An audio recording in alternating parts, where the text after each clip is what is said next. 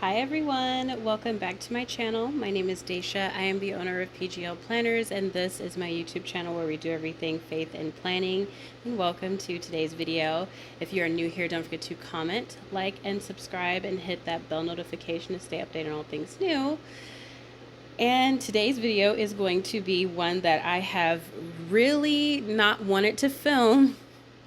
I'm not going to lie to you all. I've been avoiding this app for a very long time, and I think I've talked about it a few times, which, I mean, we can go ahead and crack her open. It's Touchnotes. I used to rave about this app, and it was like my one saving grace when I got this tablet, because I had my iPad first.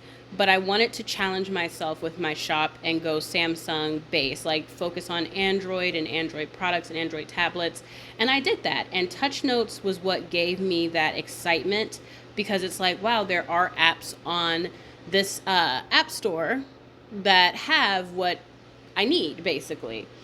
But then I think for those of you who have been with me for a long enough time, you know, Touchnotes started to lose people's documents. Now, I wasn't doing this to me per se. It was when it would update that it would, depending on how you backed up your files or whatever the case may be, it would just wipe your entire app out. And I proceeded to receive a lot of DMs, some of them not so nice, and I think there's just been a miscommunication. So I want to say this before we start this video. I'm not the creator of Touchnotes. I have no communication with him whatsoever, and if something goes wrong with your app, I cannot help you. I have not used this UI in a very, very long time. I haven't a clue, honestly, about some of the things within this app at this point, but we're going to look into some of it. I'll give you guys my general ideas about the app we're going to try and do a plan with me.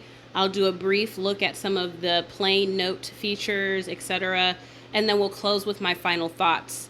What I don't want to happen is that I start getting DMs about this app again. I cannot help you all.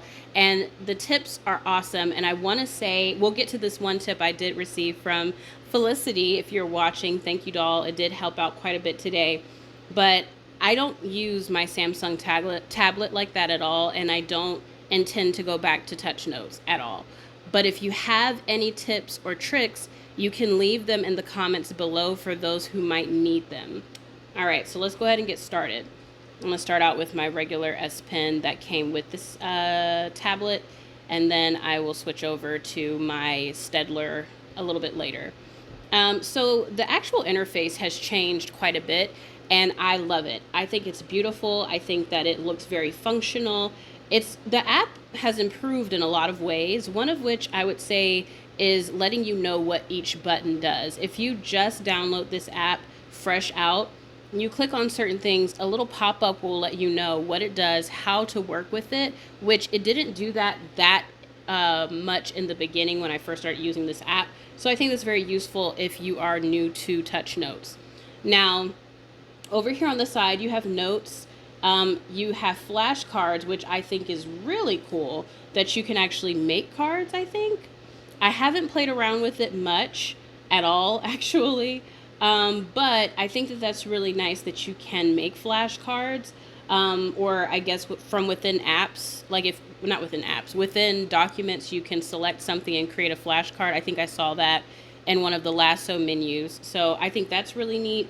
You've got your favorites, your recycle bin, you've got your local history backup, which is what's in your planner. And then, you can back up your files from here. You can change the theme of the actual background that you got going on. Of course, I chose pink, but you can do blue. Ooh, the blue is really pretty. Let's go blue. And then there's precautions, which is basically the warnings of this app and using it and what you should and shouldn't do. And I do recommend that you read those, because look, I think we all know why they're there.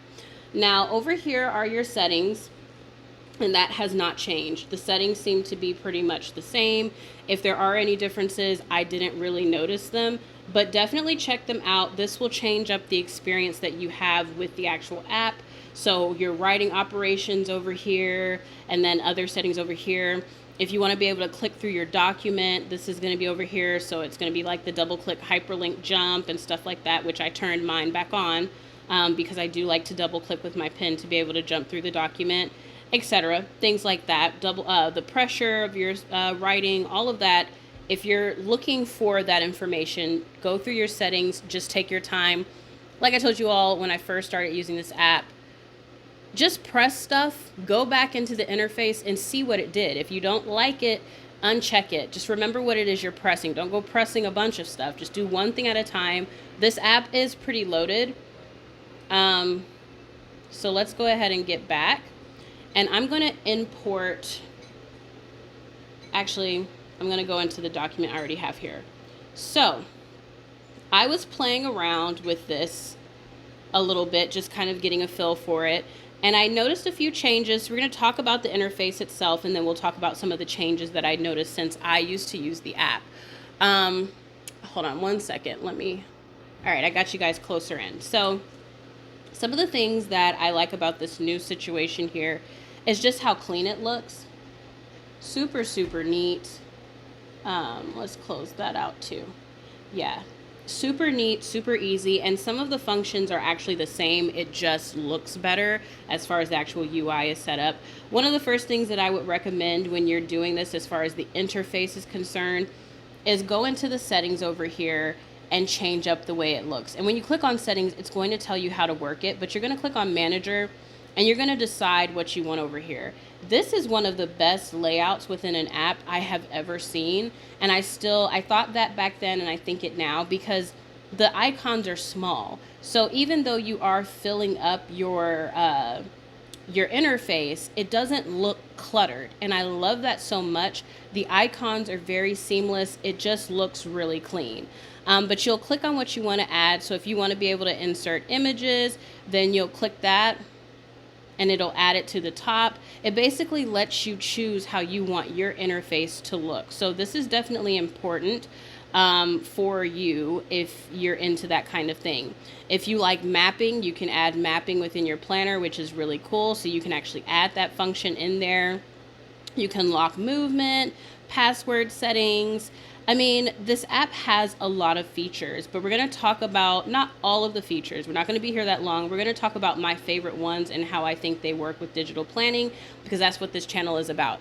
I'm not a note-taking channel, so I'm not going to go into all the details on note-taking.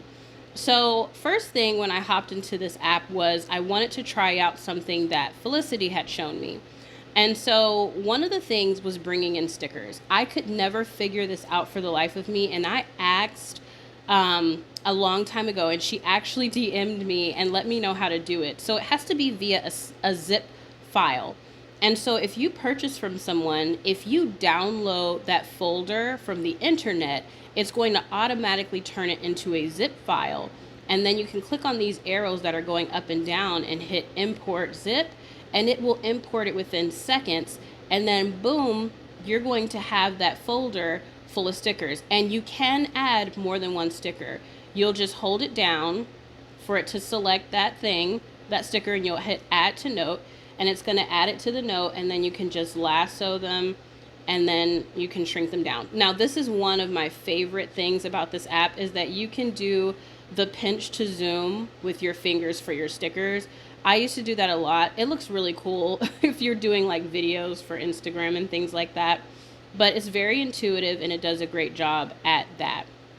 Another thing while we're on the stickers function and just overall, this grab situation has been perfected. Because before, when you would duplicate an image, it would save that image to your gallery.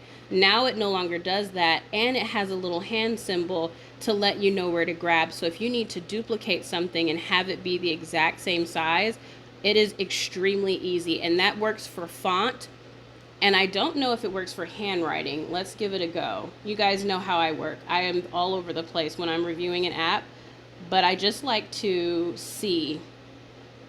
Yep. It sure does. So you can duplicate your handwriting really nicely too. I wanted it to be all one smooth text. That's why I wrote it like that. But anywho, so you can bring in full folders of stickers, which was my main thing. So that was one of the things I wanted to see if it'll let you do first, because I know a lot of people like a good sticker function. Now, this app allows you to do split screen. So if you made a sticker book within this app, you could use it via split screen, and that will be in your settings. It is over in this area, which is split space or whatever not this. Where is it? I saw it earlier. It's in here. Give me 1 second because I can't see from this distance. Here it is. It's the window split function right here. You can split the window. So if you have a sticker book and you want to be able to drag and drop stickers, you can. And I know this because I used to do it all the time in Touchnotes. So I know that that function works. I don't have any Touchnote sticker books to actually test this out with right now, but I just wanted to say that. So I guess if I were to just show you briefly, we'll use this little blank thing that I had here. This is a split screen situation. Let's work on this side of the document and let's just add in this sticker. So if I wanted to drag and drop it, I would just drag it and drop it over here. You see what I'm saying? So it allows you to drag and drop between the screens, which is really, really nice, especially if you're talking about stickers. Let's go ahead and delete. So the next thing that I personally was looking for that might be different or that might have improved since I started using this app and then stopped was the internet. This was one of my favorite features about this app, and I absolutely adored it so much, and then it stopped working with an update and it just seemed to never come back. And so I wanted to see if it would work. So let's go to look at it over here, giving me a hard time with my text. I forgot the shortcuts for there we go. Let's put in Pinterest. And then we can go to the website and we can just go to today or whatever. Go ahead and search, and you can search like tea party.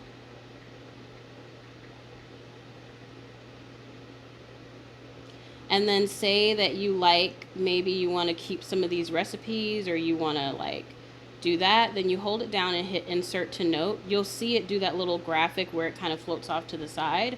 And boom, you have that from within the app without you having to leave.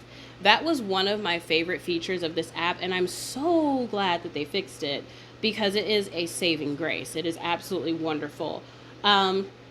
Now, as far as the font, you guys know I'm not fixing to sit up here and talk about these pens and things like that. Those are basic and they work perfectly fine.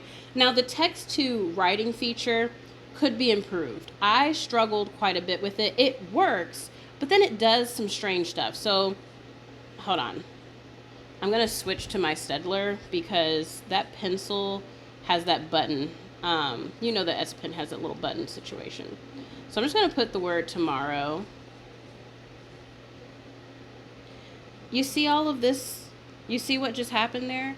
It goes nuts, and it's kind of strange to me. Now, I don't know if that's just my tablet, but if I put tomorrow, I can just drag and drop it. It makes it extremely easy to plan, and it doesn't always do that when I go in to write.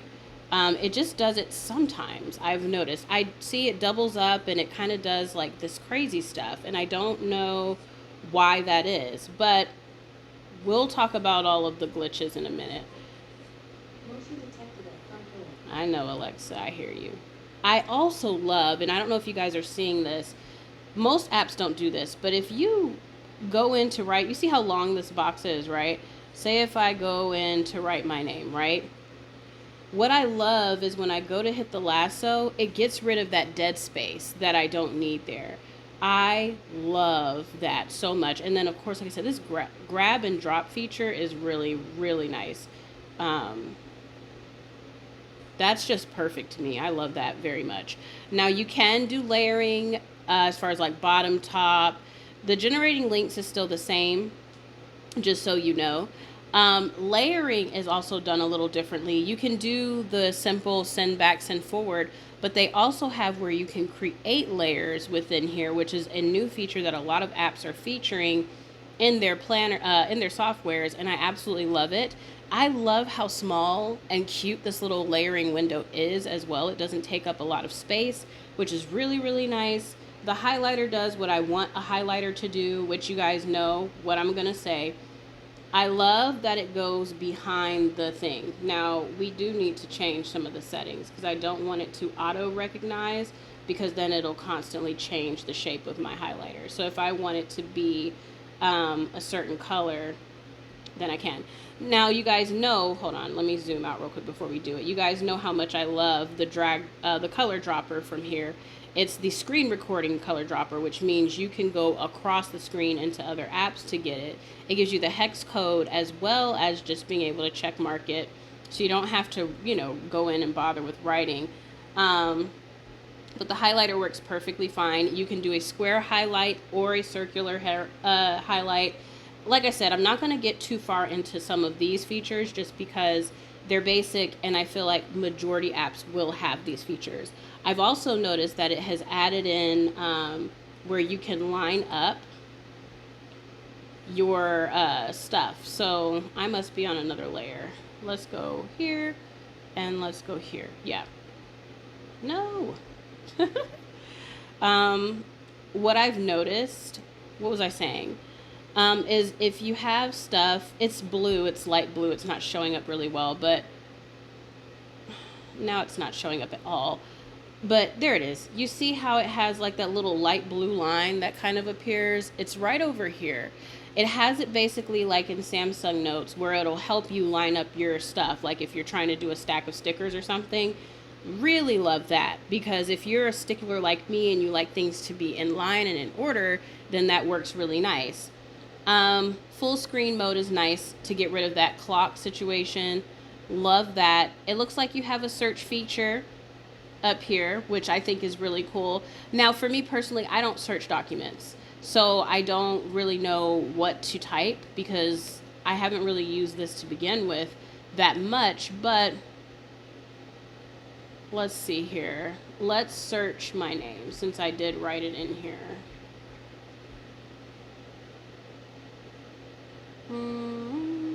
It's loading right now, so I think it's looking for that name.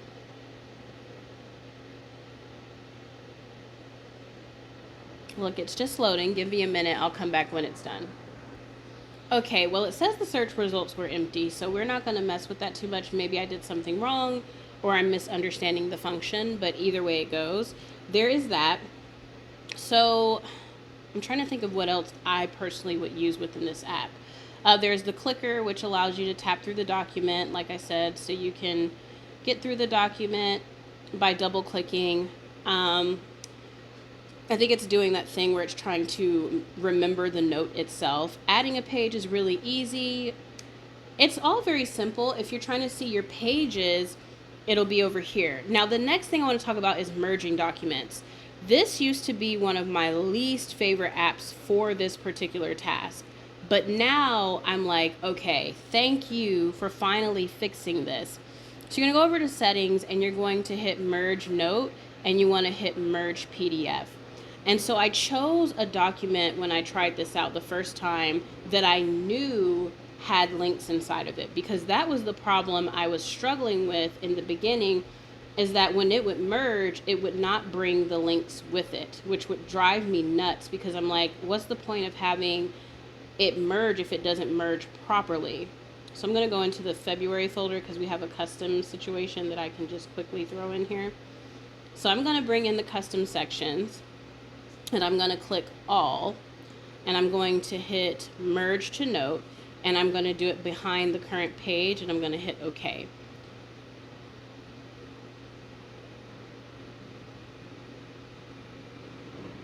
And just give her a moment here. Hold on. All right, now that merge is complete, when I swipe, it's going to do some Touchnote stuff. Okay, now when I double click in this document, it actually works. This did not happen before. Of course, it has to, save this and memorize it. I think probably having it do like a quick backup would help this document move faster. But she's trying. She's like, there we go.